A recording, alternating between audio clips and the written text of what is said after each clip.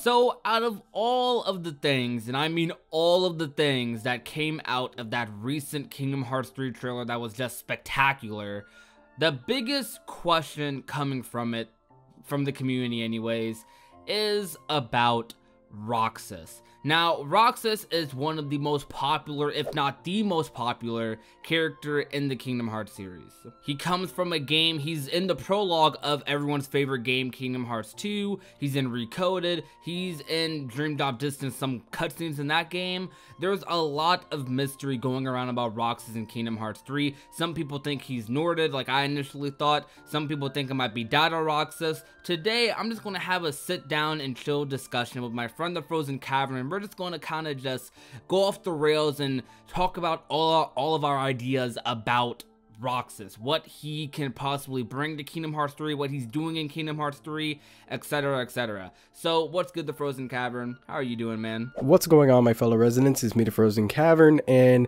there is just a lot to talk about when it comes to Roxas right now. There's the possibility of that being a Data Roxas, there's the possibility of him being a Xehanort, maybe even a combination of the two, but who knows? There's just a lot to talk about. Yeah, right? So I'm going to start off with this, because actually I did not think about the whole Data Roxas thing until we had our discussion beforehand when we started this call, before we started this recording. And that got me thinking, because I said in my recent video about how there's more than 13 Seekers of Darkness, about how Vexen could easily be the reason that Data Riku exists, or Replica Riku. What if that could be the same case for Roxas? What if he could have done something like that for Roxas? Like, what are the possibilities of that? I know that, like, Roxas in Recoded had a lot of hatred for Sora, but, like, he did end up growing out of that. But since time travel and all that, he could easily just pick up Roxas or the Data Roxas before all that, and easily they could use that version of Roxas and boom, a Xehanort. But there's still a lot of potential for other people to be Xehanorts, even though the organization already has their 13 people. Right. Like, for Roxas being, like, part of the whole villain side, I don't know how likely that is. It is very likely, but I don't know, because there's also, like, a good amount of information and theories out there on why he could just be a Guardian of Light. Because one thought that I have is that I feel like in Kingdom Hearts 3, it's very, very possible that Kingdom Hearts 3 could easily just end up being like Sora versus Xehanort, you know, not in a 1v1 fashion, but in a 7v13 fashion, like 13 Xehanorts versus 7 Soras. Because when you think about it, that could actually happen in Kingdom Hearts 3. You already have Data Sora. They could easily like pull something by bringing like KH1 or like a KH2 Sora into the Guardians of Light, because we did see in that chessboard that Sora was the only one there, and everyone's like first thought was, okay, Sora's getting washed, he's gone, he's getting destroyed. But I found it so like epic when Ericus was like, okay, it's my move now. And I don't know why, that one phrase, that one line, and that one like movement of him just picking up the chess piece, that gave me so much hope that, okay, maybe Kingdom Hearts 3 isn't going to be as dark as we think it is, as Nomura's been hyping it up to be. Maybe I have a feeling that Kingdom Hearts 3 is going to form itself to be this big comeback story about Sora. Like, I feel like in Kingdom Hearts 3, throughout most of Kingdom Hearts 3, the Guardians are going to be like getting destroyed. Like nothing's going to be going their way. Guardians of Light like Riku, Aqua, Terra, Ventus, etc., they're all going to be gone. They might get Norded, something might happen, they might die, I don't know. But I feel like it's all going to come down to Sora, just like maybe they're still trying to get the anger out of Sora, get the darkness out of him. But I think that Sora enough could possibly form the Keyblade, right? And I think Roxas plays a big, like, part in all that. Because I think that what could easily happen, it could easily just be, like, Roxas, Sora, and Ventus, like, against Xehanort in the end. Like I said, all these different versions of Sora. Roxas can play a huge role in Kingdom Hearts 3. There's a lot he can do, and it's crazy that we're speculating about it just off of him just taking off his hood, holding his Oblivion Keyblade, and like showing us the back of his head. People are trying to theorize what world that is. It's honestly just crazy. I'm gonna let you talk. I've been rambling for a bit. In terms of the world, like, people have been trying to look for what world that could be. And, like, honestly, the closest that it could be is Twilight Town. We have no idea. And given that Kingdom Hearts 3 is going to be a lot more expensive, there could easily be a new area within Twilight Town. Because, of course, they're going to be expanding more in that. Because they actually did do that in Dream Drop Distance with Traverse Town having some more districts like the 4th and 5th. There might have been a 6th one, I'm not entirely sure, but they expanded that world, and that wasn't even with the large expansion that Kingdom Hearts 3 is going to have. So that could easily just be a new area. And it doesn't really look like any other world that we know of right now. It could be another one that hasn't been announced yet. We don't really know, but that is entirely possible.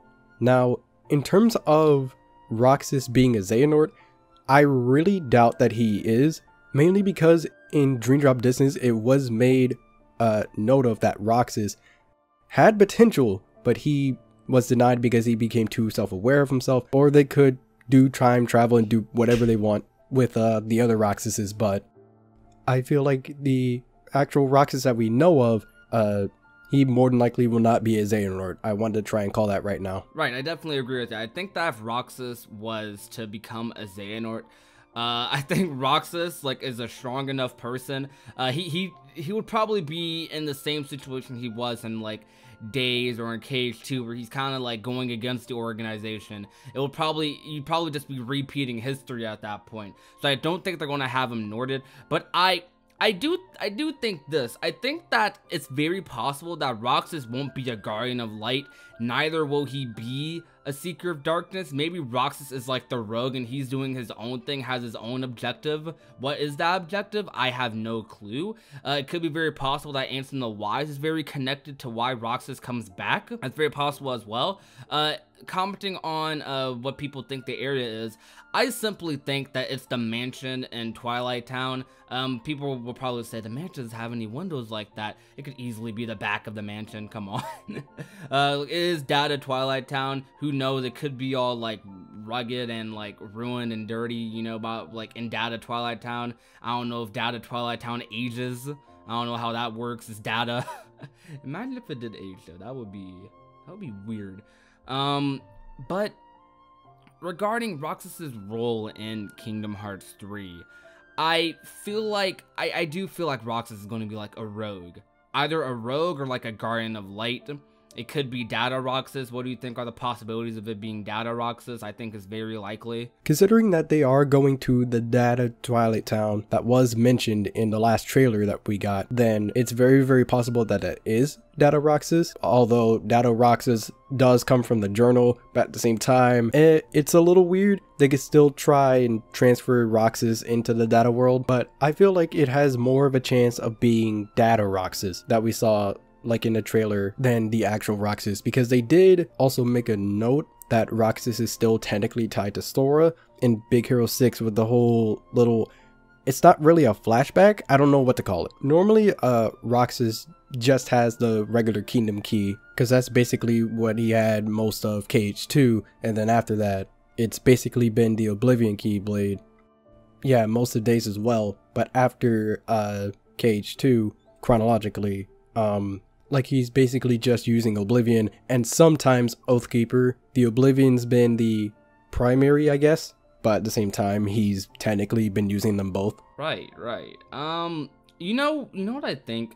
I think that also at some point in the game, I don't know, just that one scene where Lee's on the clock tower and Aiza walks up to him, I just have a feeling that Lee's going to go to the organization at some point. Maybe Sayax or Xehanort gives him some false hope of like getting Roxas or Xion back, because honestly, like realistically, that's all he really cares about. That's why he kind of saved Sora in the first place, because of that hope that Roxas might return.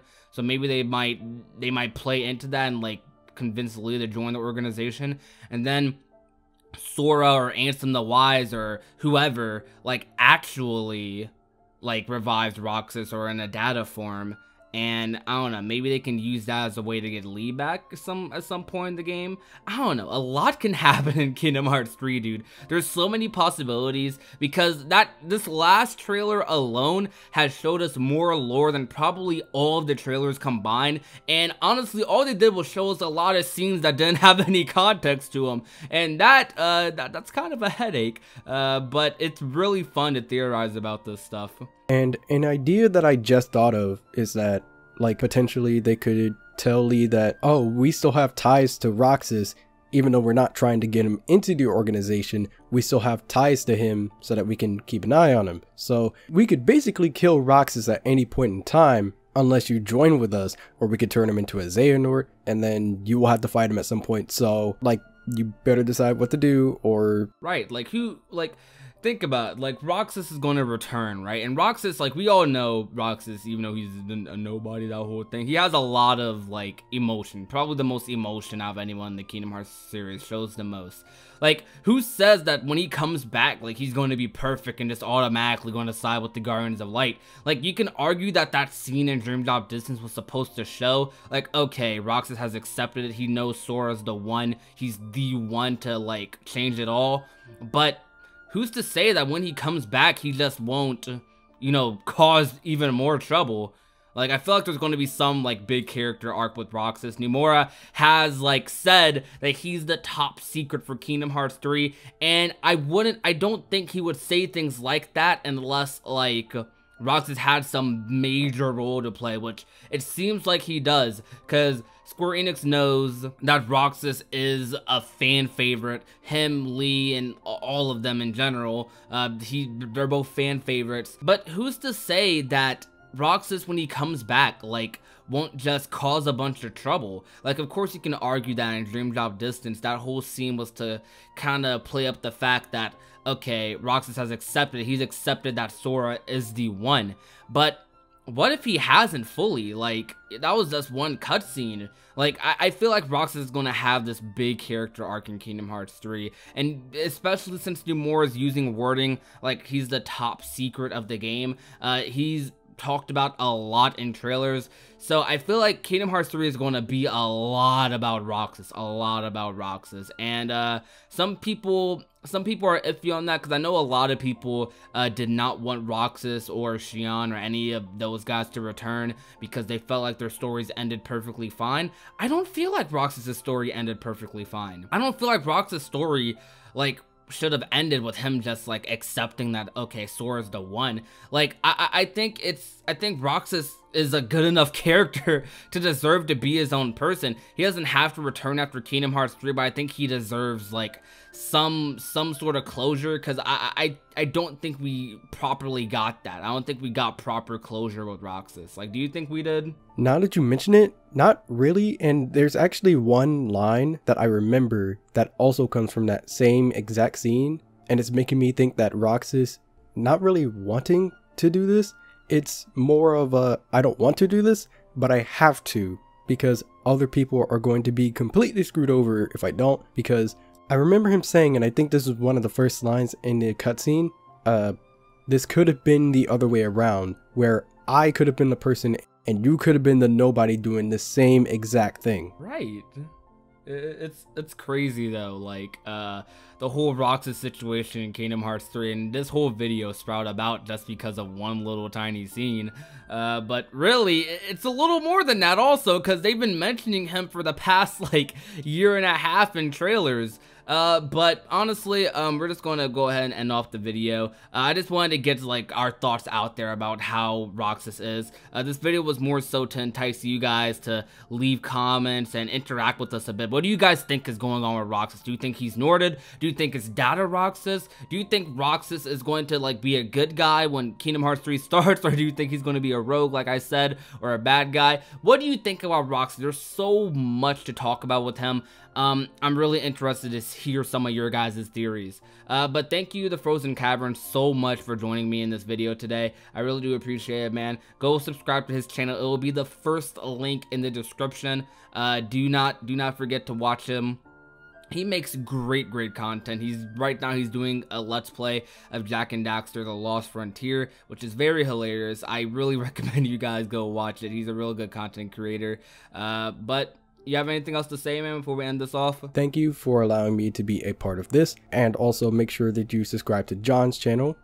As of right now, he's been doing a lot of Kingdom Hearts content, as well as My Hero Academia stuff, and trying to go more into the anime side of things, or at least in terms of My Hero Academia, so make sure you try and support him on that, as well as in this video and future videos that he puts out. He's going to be putting out a lot of Kingdom Hearts content, especially with the amount of news that we've been getting, so make sure you subscribe to keep up to date on all of that. Yep, exactly.